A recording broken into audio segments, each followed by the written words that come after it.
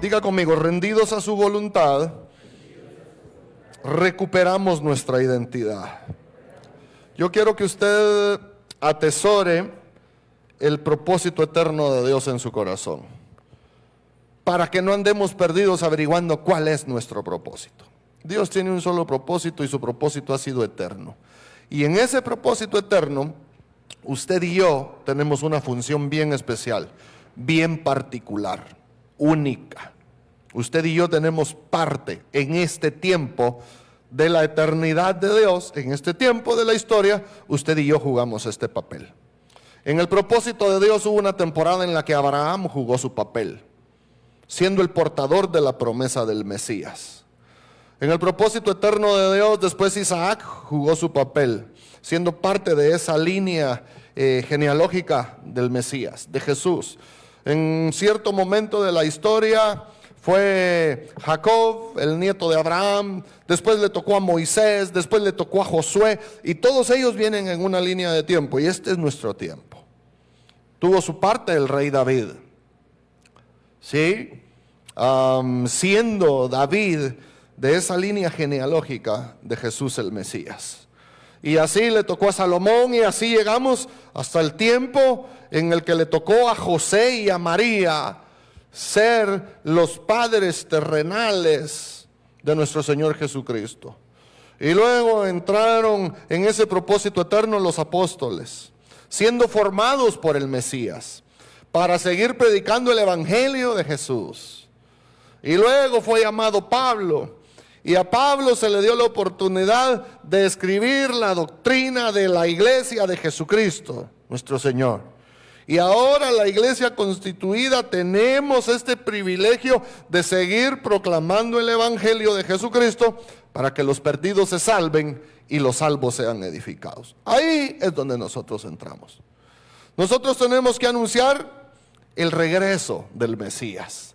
Nosotros tenemos que anunciar el Evangelio de Jesús que salva a los perdidos. Ese es nuestro propósito. Y para eso el Señor nos va a llevar a diferentes lugares, a donde usted trabaja, con la persona que usted se casa, con esa familia de su esposa, de su esposo, en donde usted estudia, y se nos demanda que vivamos de tal manera una vida excelente. Él ha venido a darnos una vida plena y abundante para que con nuestra manera de vivir testifiquemos que Cristo salva, restaura, bendice. Jesús dijo esto: yo he venido para darles vida y vida en abundancia. Entonces, en esta línea de tiempo de la eternidad de Dios es donde nosotros tenemos nuestra parte. Cada día que a nosotros se nos pasa sin hacer lo que Dios nos mandó a hacer, se desperdició. Fue un día desperdiciado.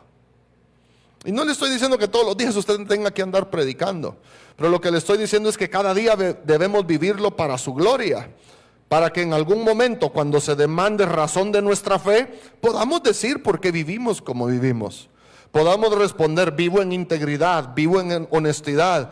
Yo vivo una vida plena y abundante porque Jesucristo perdonó mis pecados y me ha dado una nueva vida, y estoy en puro proceso de restauración. Y poder testificar de Cristo. Entonces, recuérdelo y léalo conmigo en pantalla. El propósito eterno de Dios es glorificarse formando para sí un pueblo santo, semejante a Cristo, que vive en comunión con Él y extienda su reino por toda la creación, proclamando el Evangelio de Jesús. Y ahí, en ese propósito eterno de Dios, usted y yo tenemos nuestra parte. ¿Qué debemos hacer nosotros? Rendir nuestra voluntad a esto. Rendir nuestra voluntad a su propósito eterno. ¿Qué significa esto en la práctica? Tomar nuestra Biblia un día, sentarnos frente a ella y en oración decir: Señor, la vida es como aquí dice. Si yo decido vivir como dice aquí, mi vida será plena y abundante. Y desde la plenitud y la abundancia de mi vida, podré testificar de un Cristo que salva. Pero tengo que rendir mi voluntad. ¿Por qué el matrimonio fracasa? Porque esposo o esposa están haciendo su voluntad. ¿Por qué las economías fracasan? porque el que las administra está haciendo su voluntad. El fracaso en todas las áreas de la vida es que vivimos para hacer nuestra voluntad. No funciona así. No funciona. Hay un manual que se nos fue dado, un manual de vida que contiene la proclamación de la vida eterna. Pero ahí está, en su Biblia, usted va a saber cómo vivir. Y aquí viene lo lindo de la lectura bíblica. Mientras más usted lea su Biblia, usted va a saber mejor cómo vivir. Una Biblia abandonada, yo estoy seguro, representa una vida destruida. Biblia abandonada. Mientras menos lea su Biblia, menos va a saber cómo vivir. Pero cuando usted lee su Biblia, se encuentra con la verdad de Dios. Y ahí es donde tiene sentido la vida de oración. Porque después de leer, usted puede decirle, Señor, en oración, Señor, yo quiero vivir como tu palabra dice. Señor, quiero ser un esposo como tu palabra dice. Quiero ser una esposa, quiero ser un hijo, quiero ser un padre. Quiero administrar, Señor, lo que me has confiado como tu palabra dice. Quiero dedicarme a hacer lo que tu palabra dice. Pastor, entonces renuncio a mi trabajo. No, ahí donde trabaja, ahí debemos ser luz. Ahí debemos brillar con nuestra vida plena y abundante. Filipenses 1:6, solo quiero recordar un par de cositas. El apóstol Pablo dice esto a la iglesia de Filipos: estoy seguro de que Dios, quien comenzó la buena obra en ustedes, la continuará hasta que quede completamente terminada el día que Cristo vuelva. Mientras el Señor viene, usted y yo somos hombres y mujeres en proceso de restauración. Tenemos que aprender a vivir con esto. El apóstol Juan, en una de sus cartas, en algún momento lo vamos a leer, el apóstol Juan dice: el que dice que no tiene pecado, dice, miente, la verdad de Dios no está en él.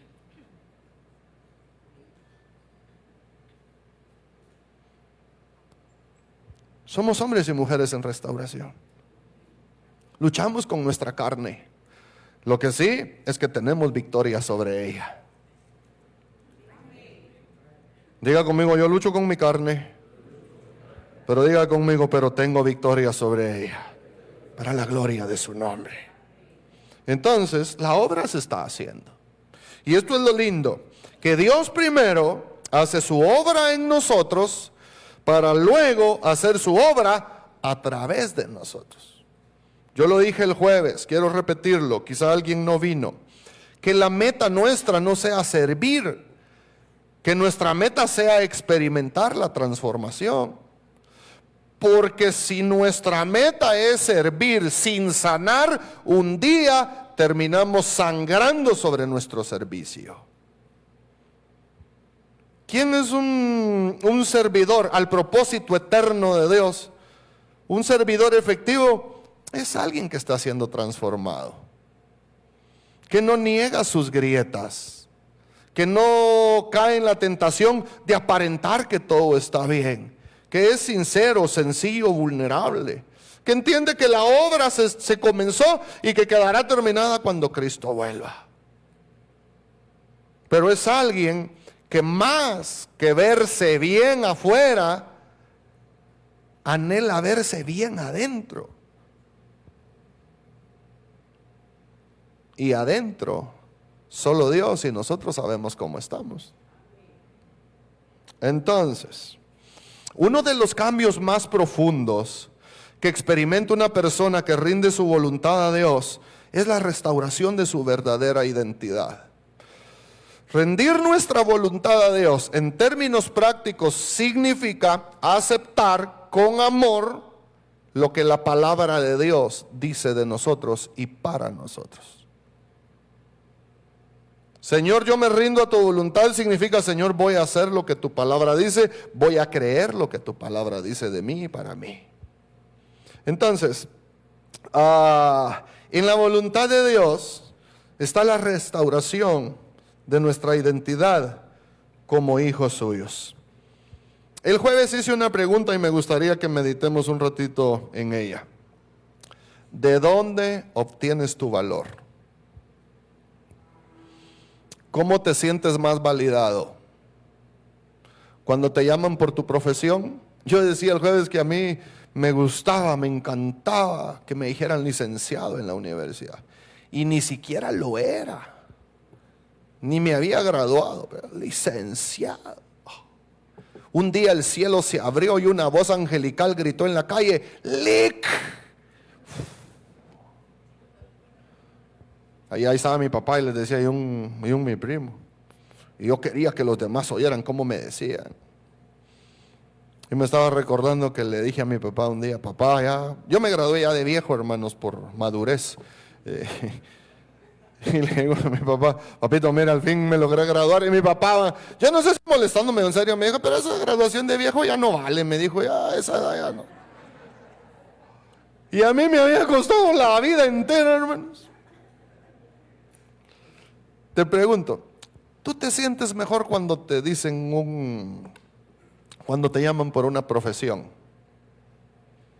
¿O te sientes mejor cuando usas ciertas cosas? ¿Cómo nos sentimos más validados? ¿Cómo nos sentimos más, las mujeres más importantes? ¿Cómo nos sentimos con mayor validación cuando usamos ciertas cosas? Cuando frecuentamos ciertos lugares. Si la respuesta es sí, si tú te sientes mejor cuando te dicen licenciado que cuando te llaman por tu nombre, tú tienes tu identidad en tu profesión. Y el tema es que no siempre vas a hacer tu profesión. Yo llegaba a la casa y me llamaban por mi nombre, ya no me decían líquido. No en todas partes te van a llamar por tu profesión. Y entonces si eso no pasa, uno se siente mal. Si tú te sientes mejor cuando tienes más, yo quiero decirte una cosa: estás poniendo tu identidad en un lugar muy inestable.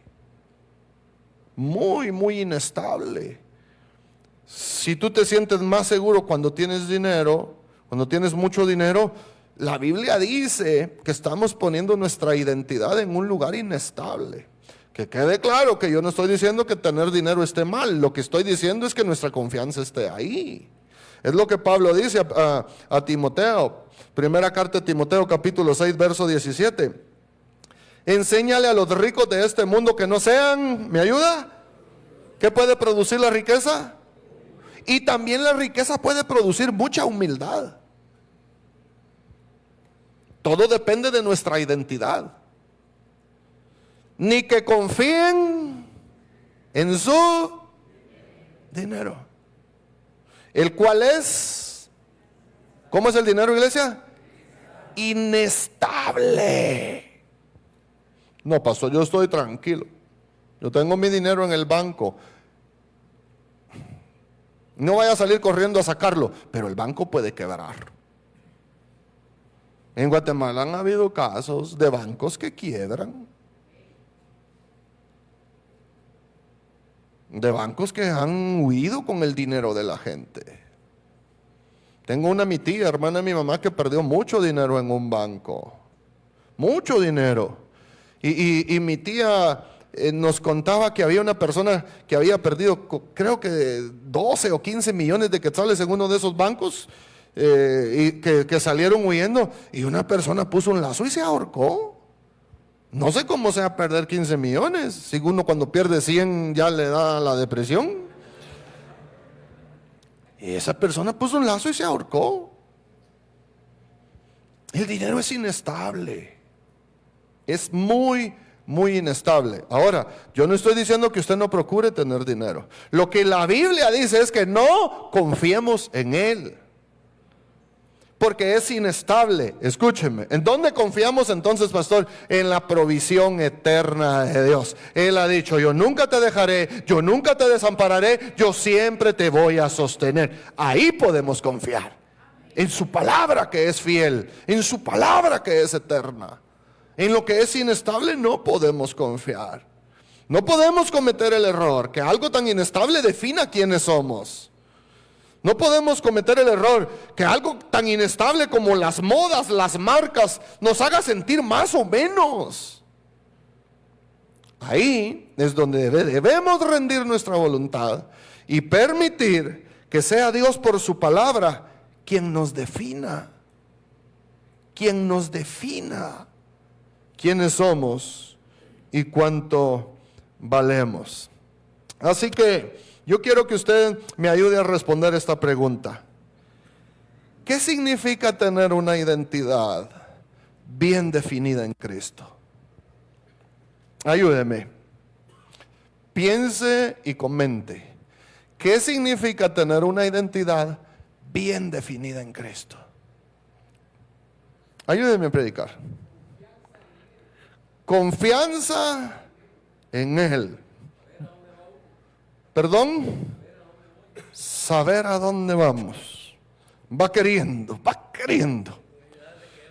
Seguridad de que Él vuelve. Póngame atención. Ayúdeme a leer bien la pregunta. ¿Qué significa tener una identidad bien definida en Cristo?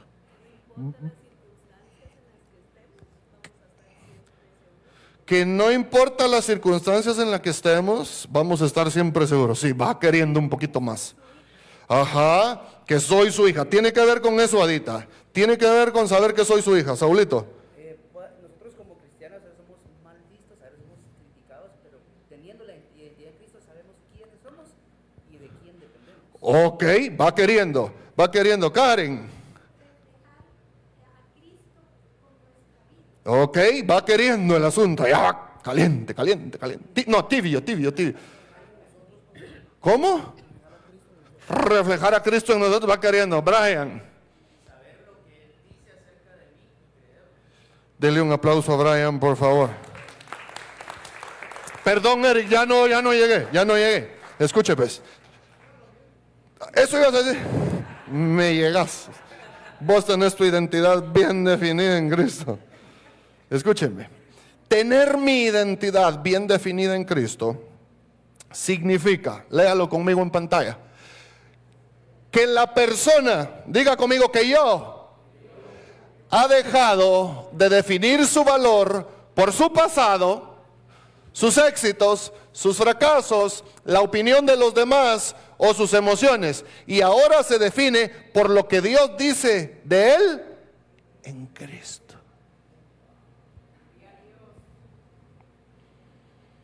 Diga conmigo, yo no soy mi pasado. Diga conmigo, no me define mi pasado. Diga conmigo, no me definen mis fracasos, ni mis éxitos. Mis hermanos, cuando me equivoco y cuando fracaso, no valgo menos para Dios. Y cuando le atino, tampoco valgo más. Yo valgo lo que la Biblia dice que valgo, y la Biblia dice que el precio que pagaron por mí es la vida santa del Cordero de Dios que quitó el pecado de mi vida. Eso valgo yo. ¿Le atine o no le atine? Pero mi valor no cambia. Mis hermanos, a veces basamos nuestra identidad en la opinión de los demás. No podemos hacer eso. Lo que los demás piensan de nosotros es la percepción de ellos. Aquí está mi esposa Sophie, 20 y pico de años de vivir juntos. Ella me conoce de una manera y tiene su opinión de mí. Pero no sé si hoy vino alguien por primera vez y me está conociendo por lo que me está oyendo, y esa persona que posiblemente vino por primera vez está desarrollando una opinión de mí que seguramente es muy diferente a la opinión de Sophie. Y alguien que tiene 10 años de venir a la iglesia también tiene una opinión de mí porque me conoce un poco más. Pero le digo una cosa, yo no soy lo que usted piensa de mí. Porque alguien puede pensar, ese cara de buen pícaro tiene. Esa es su opinión y es válida. Yo no voy a andar luchando con usted. No, mire, viera que yo no soy pícaro. No, de verdad, intentando convencerlo. Usted tiene su opinión. Ese es su asunto. Yo soy lo que Él dice que yo soy. Punto. Mis papás pueden pensar algo de mí, mis suegros pueden pensar algo de mí, que soy buen hijo, mis suegros que soy el mal yerno, mis hermanos pueden pensar que soy un buen hermano, mis primos pueden decir que soy un mal primo. Ese es su asunto. Yo soy lo que Dios dice que yo soy en Él. Mis hermanos, en sus trabajos, en lo que ustedes hacen, hay personas que tienen una opinión de ustedes. Sus jefes dirán, es un buen trabajador. Algún compañero dirá, ese es un culebra. Es su asunto.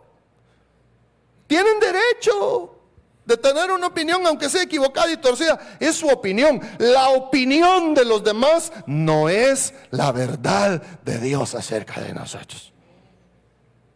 Entonces, tener una identidad definida en Cristo significa que ya nuestro valor no lo define nadie más. No lo define nuestro pasado, ni nuestros éxitos, ni nuestros fracasos. Nuestro valor no lo definen nuestras emociones, porque a veces andamos desanimadones, nos da como bajón, como depresión, que son emociones válidas que el cristiano las experimente, pero que tengamos una temporada de bajón, de depresión, no nos hace menos valiosos. No nos hace menos valiosos. Ni tampoco cuando nos levantamos una mañana y queremos conquistar el mundo puro pinky cerebro. Ese día tampoco somos más valiosos. Nuestro valor lo define el amor de Dios manifestado en Cristo, en la cruz del Calvario, quien dio su vida para salvar la mía. Ahí tengo que entender cuánto valgo. Imagínense cuánto valgo yo, que Cristo voluntariamente y por amor decidió morir por mí. Pero también mire qué feo, desgraciado y desagradable es mi pecado, que el castigo de mi pecado fue su muerte. Es que cuando usted ve el castigo de alguien tiene que preguntarse qué haría. Es que el castigo es muy grave, usted tiene que preguntarse qué hizo esa persona para que la castigaran así. Y cuando vemos a Cristo en la cruz del Calvario, tenemos que entender la gravedad de nuestro pecado. Pero también tenemos que entender la inmensidad de su amor, que se colgó en esa cruz voluntariamente para salvarme a mí. Dígame si no soy valorado. Pero te quiero decir algo, Él también estuvo en la cruz por ti. Tú eres especialmente valioso para Dios. Especialmente valioso para Dios.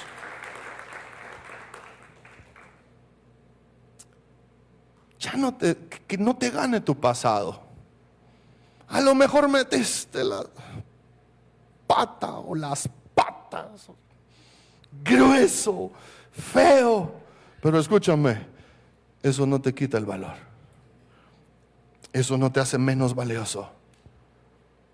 O tal vez le has atinado mucho y tienes una vida plena, abundante, un lindo matrimonio, unos lindos hijos, finanzas estables. Eso tampoco te hace más valioso, porque eso lo has recibido por gracia. El jueves comenzamos a ver un poquito esto. El rey Saúl. Saúl es el ejemplo de una persona que no tiene su identidad en Cristo. Dice el versículo 6 del capítulo 18. Cuando el ejército de Israel regresaba triunfante, después de que David mató al filisteo, mujeres de todas las ciudades de Israel salieron para recibir al rey Saúl. Cantaron y danzaron de alegría con panderetas y címbalos. Este era su canto: Saúl mató a sus miles y David a sus 10,000. Y esto hizo que Saúl se enojara mucho. ¿Qué es esto?, dijo. Le dan crédito a David por sus 10,000 y a mí solo por 1,000. Solo falta que lo hagan su rey. Desde ese momento Saúl miró con recelo. ¿A quién, iglesia? A David. El problema no fue la canción. El problema no fue lo que las hermanas boconas comenzaron a gritar ahí de la victoria. No, el problema no fue la canción. El problema era el corazón de Saúl.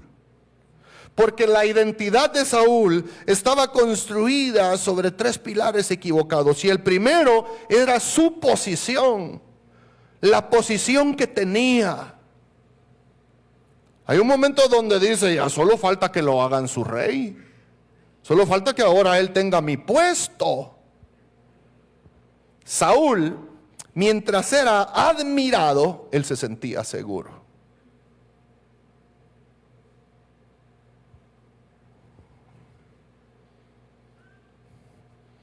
Mientras tenía la admiración de la gente, él se sentía seguro. Usted me deja confesarme con usted. No me va a juzgar si le cuento algo. Yo a veces me he sentido incómodo cuando no soy parte de la conversación donde hay un grupito bien chilero conversando. Y usted está ahí platicando y, jajaja, y se cuentan chistes. Y cuando yo no estoy, yo he sentido incomodidad. Feo. Se lo digo con sinceridad. Es un sentimiento feo. Pero yo soy consciente. Digo yo, no, Walter, no. Que este sentimiento, que esta emoción no gobierne tus acciones. Anda, métete al grupo. Sé humilde, anda. Y a veces me anima y se deshace la conversación.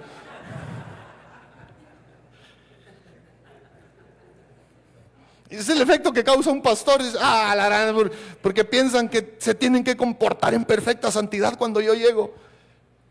Pero yo he tenido esas sensaciones feas, pero yo las identifico. Digo yo, no me van a gobernar.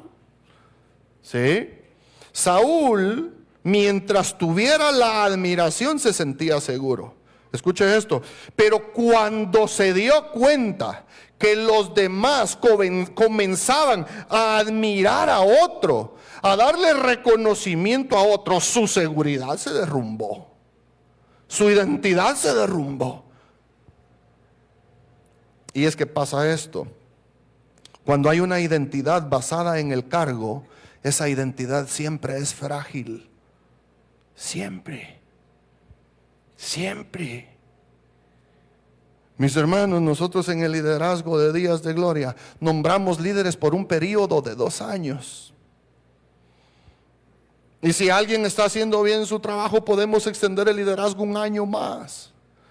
¿Por qué tomé esta decisión? Porque cuando teníamos liderazgos extensos y de repente se le decía a alguien, mira, le vamos a dar la oportunidad a alguien más, creemos que hay cosas que se pueden mejorar. ¿Sabe qué ganaba yo? Enemigos.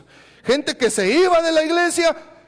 Pero yo decía, ¿pero qué pasó si es necesario renovar el liderazgo? Y gente enojada conmigo, peleada conmigo, hablando mal de mí, y se iban de la iglesia. ¿Por qué?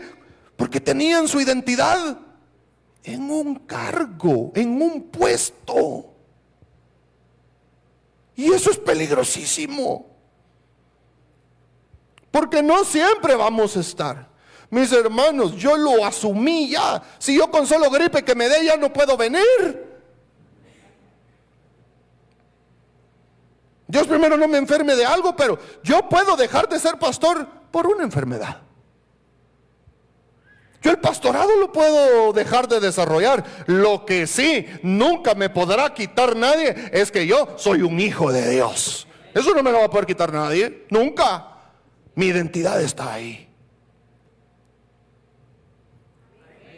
Yo podré perder mis posesiones económicas. Lo que nunca me va a poder quitar nadie es la provisión de mi Padre que me ama y me ha sostenido siempre. Esa nadie me la puede quitar. Usted se puede pelear conmigo y dejarme de querer y dejarme de dar su cariño, pero lo que nunca me podrá quitar nadie es el amor eterno de mi Padre Celestial. Ese no me lo quita nadie. Porque usted con solo que... Bueno, ahí la voy a dejar. A Saúl se le vino el mundo encima cuando se dio cuenta de la canción. La querían grabar en un disco.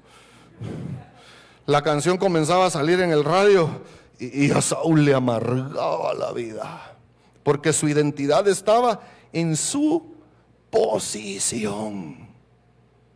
En su posición. Número 2, la identidad de Saúl estaba en la aprobación de la gente. Saúl necesitaba siempre ser el número 1. Mis hermanos, y aquí hay una señal linda de madurez. Aquí hay una señal linda de madurez. Cuando usted está acostumbrado a ser el número 1 y se le presenta la oportunidad de ser el número 2, el número 3, el número de 4, y sin importar el número, usted apoya y sirve con gozo. Cuando usted este año fue el líder principal y el otro año le toca ayudar y usted dice, es que mi asunto es servirle al Señor. Ya lo hice desde la posición, ahora lo puedo hacer desde el apoyo. Oh, qué linda señal de madurez. Pero cuando usted dice, no, si no me ponen a mí, yo no ayudo. Si no se respetan mis ideas, yo no apoyo. Ah, qué chulada de...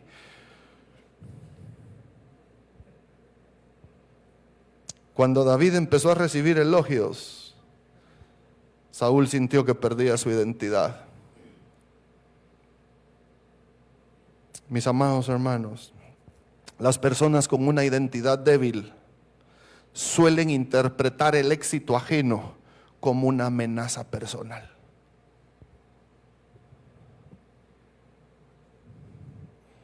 En cambio, cuando una persona tiene su identidad segura, sabe quién es, sabe a qué la llamaron, sabe de quién depende, los logros de los otros son razón de alegría.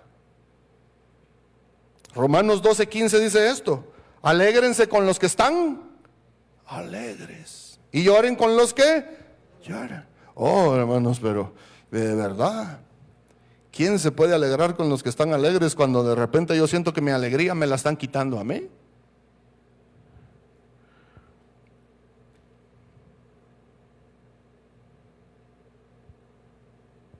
Y aquí viene la última. Saúl tenía su identidad distorsionada porque practicaba la comparación. Mis hermanos, esto es destructivo. Esto es destructivo.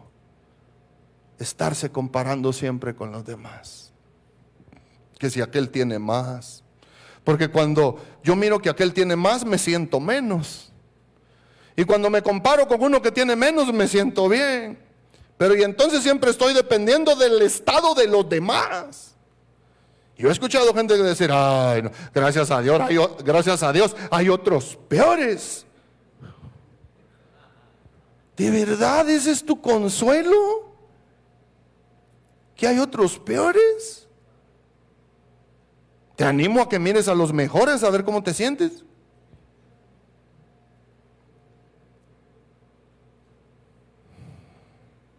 Antes de la canción,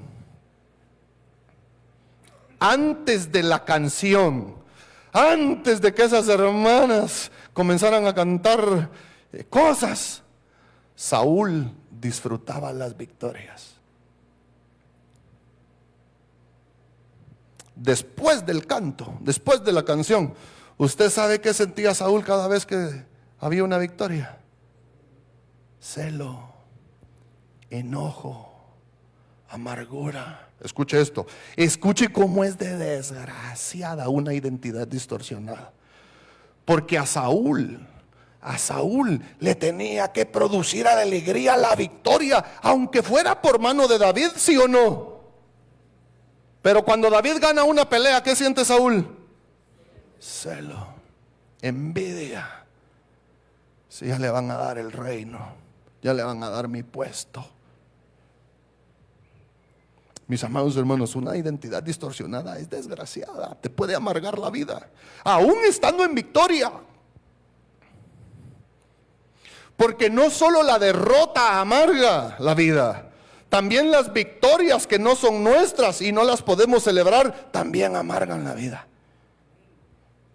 Porque yo, hermanos, yo si sé que el Nevi está enfermo, yo quiero que el Señor lo sane, pero cuando yo oro.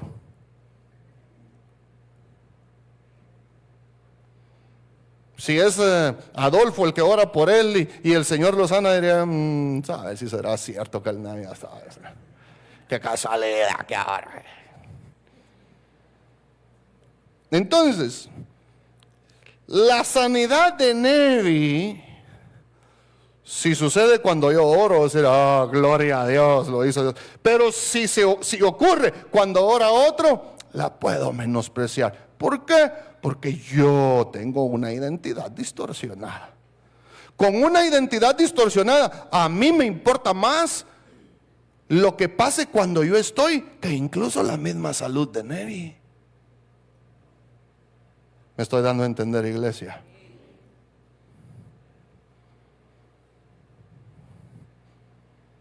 Mis hermanos, si nosotros no logramos celebrar los éxitos de los demás, tenemos que escudriñar nuestro corazón.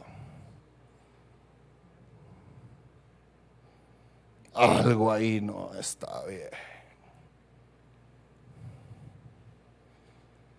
Piense esto, ¿por qué yo no me debería de alegrar de que alguien haga mejor las cosas que yo?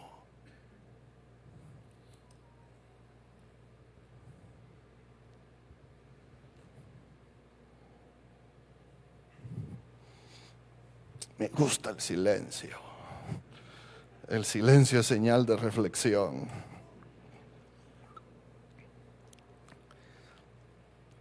A Saúl la comparación le robó el gozo. Mis hermanos, él era el ungido. A él lo había escogido Dios. No era el tiempo de David todavía. Pero todo ese asunto lo llevó a perder su unción.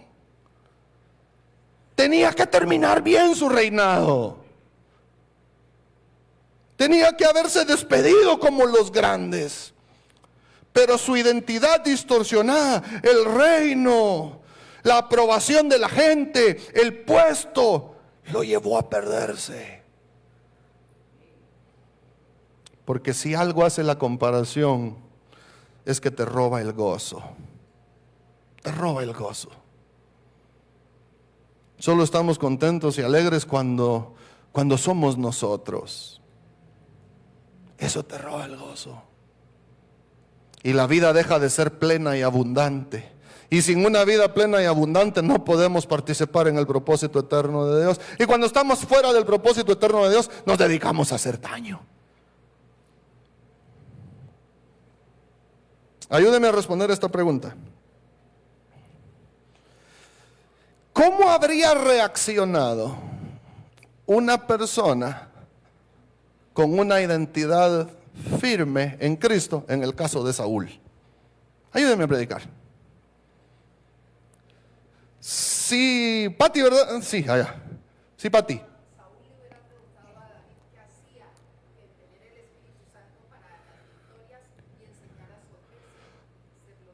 Trato de entender, Pati, que Saúl se hubiera podido beneficiar del consejo de David. Tú estás teniendo victorias, David. ¿Qué estás haciendo, hermano?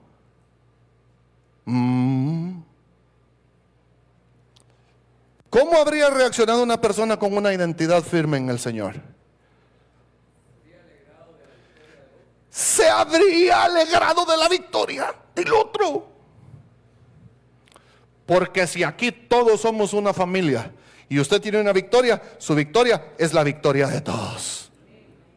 Pero aquí no estamos que peleando cada uno por su lado. La Biblia dice que usted y yo somos un cuerpo. Mire, cuando le duele la panza, después le comienza a doler la cabeza. Y se comienza a descompensar todo el cuerpo. Porque el bienestar de uno produce el bienestar de los otros. Ayúdeme, ¿cómo habría reaccionado una persona con una identidad firme en el Señor? En el caso de Saúl. Si hubiera sentido orgulloso de su comandante. Qué bueno es. Ojalá y en poco tiempo no mate 10,000, ojalá sean 20,000, así yo ya no voy. Lo hubiera honrado. ¿Qué hubiera hecho una persona con una identidad firme? ¿Cómo, Juanito? Lo promueve. De hecho, David, ¿qué más necesitas, hermano? ¿Qué más necesitas? ¿Cómo te fortalecemos más? Nos conviene que estés bien. ¿Usted sí sabe qué hizo todo el tiempo después de estas cosas? Lo persiguió para matarlo. Mis hermanos, el orgullo, el egoísmo puede ser tan malo que lo puede llevar a uno a perseguir a alguien para matar nuestras victorias. Es irracional. Es irracional pensar que este hombre persiguió a David para matarlo porque David le daba grandes victorias. Es como que usted sea el dueño de una empresa y vende cosas y usted tiene un gran vendedor, un vendedor estrella, pero en las reuniones de trabajo, en lugar de elogiar su gestión gerencial, le den mucho crédito a la gestión de ventas y usted se ponga bravo por eso. Ya lo van a hacer el gerente. No, el gerente es usted. Están viendo en aquel que es un buen vendedor. Déjelo que venda, dele un carro nuevo, súbale el sueldo, que esté bien, que siga vendiendo. Las victorias de aquel son mi beneficio.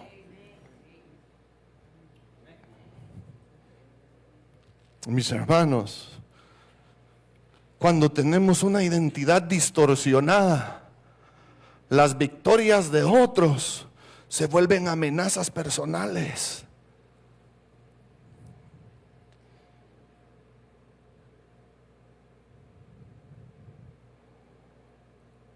Probablemente, si Saúl hubiera tenido su identidad en el Señor, probablemente hubiera dicho: gloria a Dios.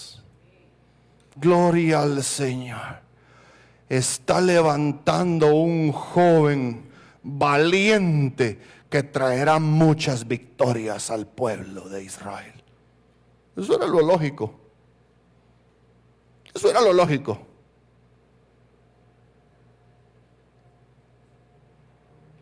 Sin embargo, lo que sintió fue celos. Mis hermanos, cuando una persona tiene una identidad bien definida en Cristo Jesús, ve el levantamiento de otras personas como una bendición para todos. Mis hermanos, yo tengo 46. Tengo pensado retirarme a los 47. Sí. Pero de verdad yo me alegro de ver que se van levantando jóvenes, porque yo no quiero que Días de Gloria deje de existir cuando yo me muera. No anhelo eso. Ahora que tenemos los 3 servicios, el domingo pasado, el lunes por poco no me levanto. Fue cansadísimo. Ayer salimos desde las 5 de la mañana con mis hermanos a servir al movimiento legendario. 5 de la mañana, a las 4:30 nos levantamos todos. Yo regresé a las 10 de la noche a mi casa. Molido, cansado. Hoy no me quería levantar. Pero cuando uno de nuestros muchachos, el pastor Ever, el pastor Javi, que vienen ahí atrás, me cubran en el culto de la tarde, yo estaré feliz.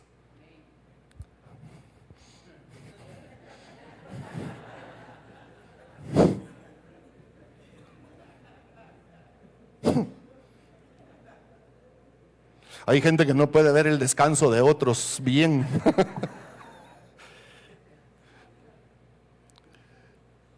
Me estoy dando a entender, iglesia. Cuando el Señor levante a alguien, escuche, no es que le esté moviendo la silla, le está extendiendo su legado. Oh, tampoco. Saúl tenía que haber visto la vida de David como una bendición para toda la nación de Israel. Decidió verlo como una amenaza. Decidió verlo como estos me van a quitar el puesto, este me va a quitar el puesto. Mis hermanos, ningún puesto, ninguna posición es eterna. Y esto hay que asumirlo. Yo no le estoy diciendo que cuando lo muevan usted esté contento. No, yo lo entiendo perfectamente. Uno se entristece. Nadie se va a sentir contento. Pero hay que atravesar ese duelo, esa tristeza, y luego volver a servir con gusto.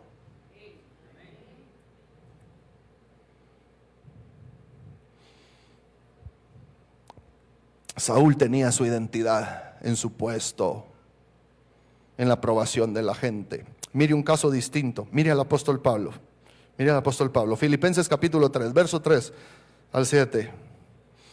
Pues los que adoramos por medio del Espíritu de Dios somos los verdaderos circuncisos. Confiamos en lo que Cristo Jesús hizo por nosotros. ¿En qué confiaba Pablo? ¿En qué confiaba Pablo? En lo que Cristo hizo. No depositamos ninguna confianza en esfuerzos humanos. Escuche lo que va a decir. Aunque si alguien pudiera confiar en sus propios esfuerzos, ese sería, dice. Escuche cómo va a comenzar a argumentar. De hecho, si otros tienen razones para confiar en sus propios esfuerzos, yo, dice, las tengo más. Ja. Verso 5, escuche lo que va a decir. Fui circuncidado cuando tenía 8 días. A nosotros nos puede pasar, yo soy del grupo fundador de la... Escuche lo que va a decir. Soy un ciudadano de Israel de pura... Está peor que los argentinos.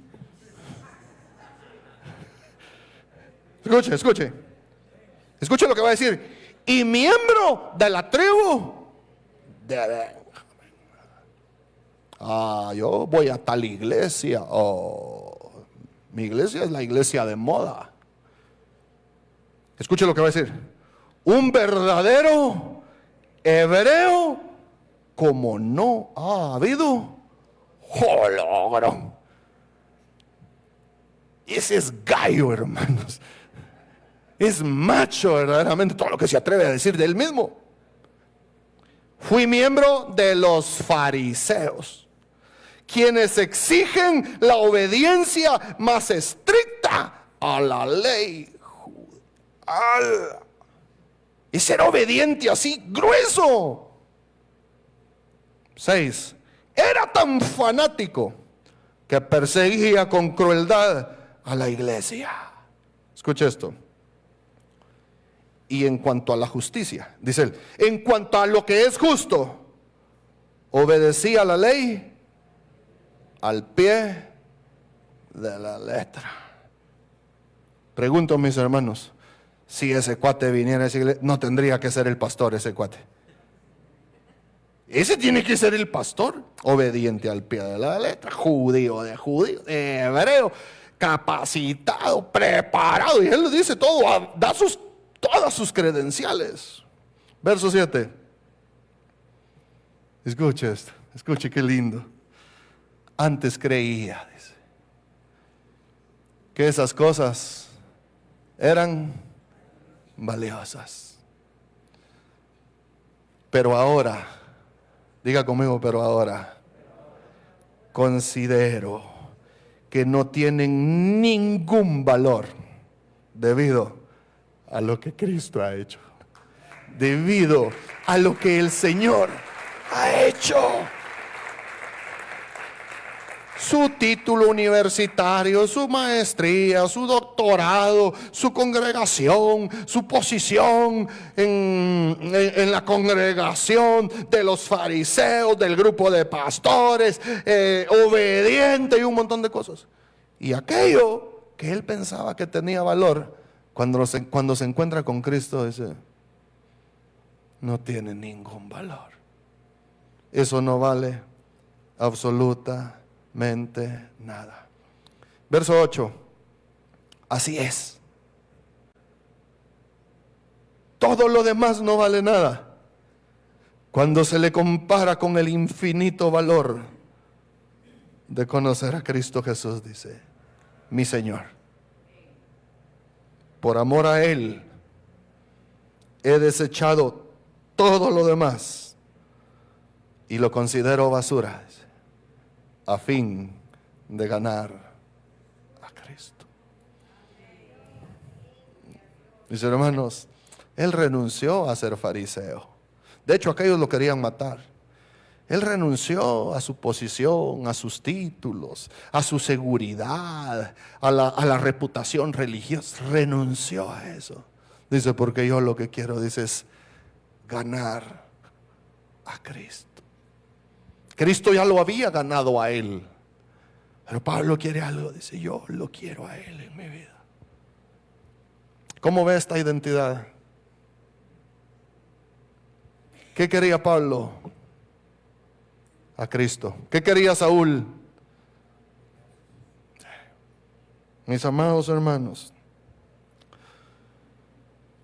no nos define una posición. Yo quiero terminar con esto. No nos define un puesto. No nos define un título. Mis hermanos, yo estoy tan agradecido con Dios por la obra que Él está haciendo en mí. Por lo que Él está haciendo en mí. Ya no necesito que me digan licenciado.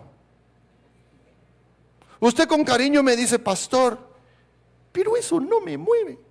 Hay gente que no me dice pastor.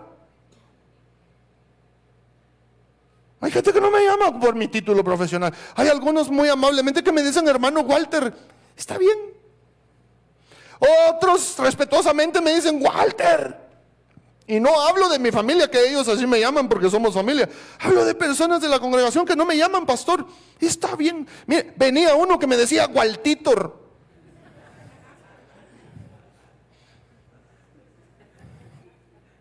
Ahora le digo algo. Ese que me decía Waltitor me tenía un cariño tan especial que a mí no me incomodaba que me dijera Waltitor. Porque yo sé quién soy. Como usted me quiera llamar, está bien. Si usted es los que dice, yo no le llamaré pastor a nadie, no hay problema. Llámeme apóstol. Hermanos, hay gente que no se siente bien si no le dicen el título.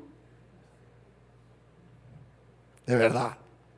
Usted sabe qué es lo que está escrito en el libro de la vida en el cielo. Su nombre está escrito en el libro de la vida. No su título, no su puesto. No, allá no dice el licenciado Walter Mejía, pastor Walter Mejía. Allá dice Walter Mejía, redimido por la sangre de Cristo. Está avisado, tiene autorización de entrar al cielo por la sangre del Cordero.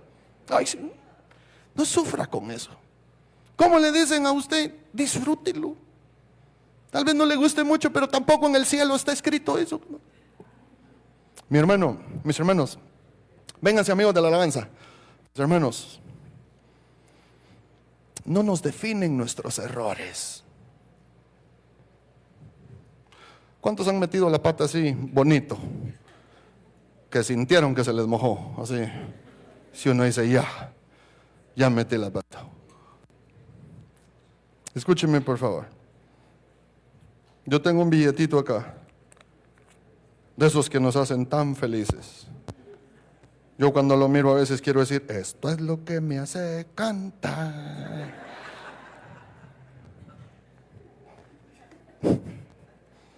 O por lo menos bailar, hermanos. ¿Cuánto vale? ¿Quién dice que vale 100? Aquí lo dice, pero ¿quién le da su valor? El Banco Central. El banco dijo que este billetito vale 100. El banco lo dijo. La autoridad en materia económica dijo que este vale 100. Mis hermanos, y así es nuestro valor. Nosotros valemos lo que Cristo dijo. Como el billete vale lo que el banco dijo, nosotros valemos lo que Cristo dijo que valemos. ¿Está conmigo? Pero nosotros a veces hemos tomado decisiones y hemos hecho de nuestra vida una bolita así. No se me caiga porque...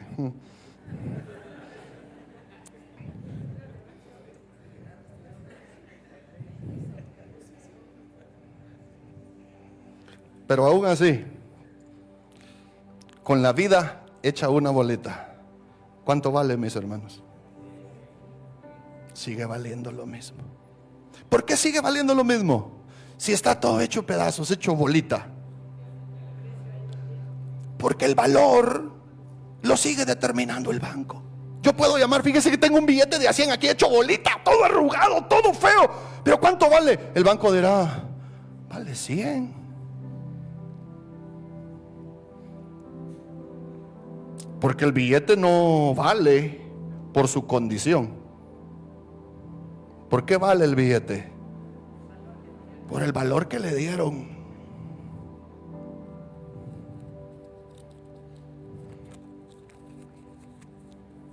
Y algunos de repente estamos así.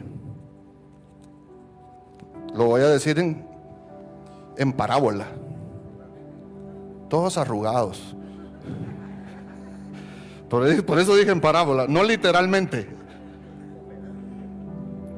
Así, en parábola. De repente la vida la tenemos así, mis hermanos. Ya con algunas señales de que no nos ha ido bien en la vida. Pero le pregunto, ¿cuánto vale? Si usted va al súper puede comprar 100 quetzales de cosas con este. Se lo reciben aunque esté arrugadito. ¿Y por qué se lo reciben aunque esté arrugadito? Por lo que vale. ¿Y quién determina su valor? El banco.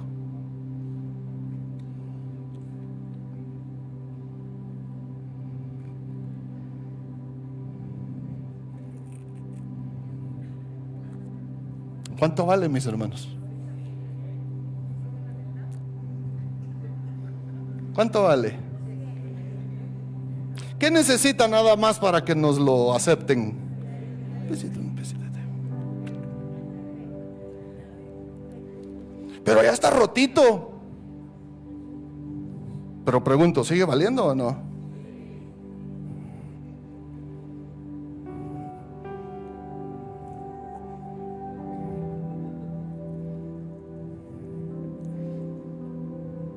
Y ahora, ¿cuánto vale?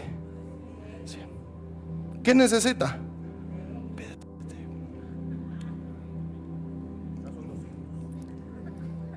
50 y 50. Mis hermanos, ¿cuánto vale? ¿Qué necesita? Nuestro valor no lo define nuestros errores, nuestro pecado, nuestro pasado. Nuestro valor lo define la cruz del Calvario, la obra de la cruz del Calvario. Mis hermanos, pónganse de pie este mediodía. Escuche, y en la cruz del Calvario pasó algo. Ahí fuimos adoptados como hijos. Mi hermano, yo no sé qué diga tu familia de ti, no me importa.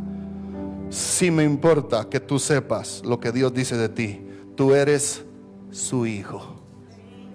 Y eres un hijo amado.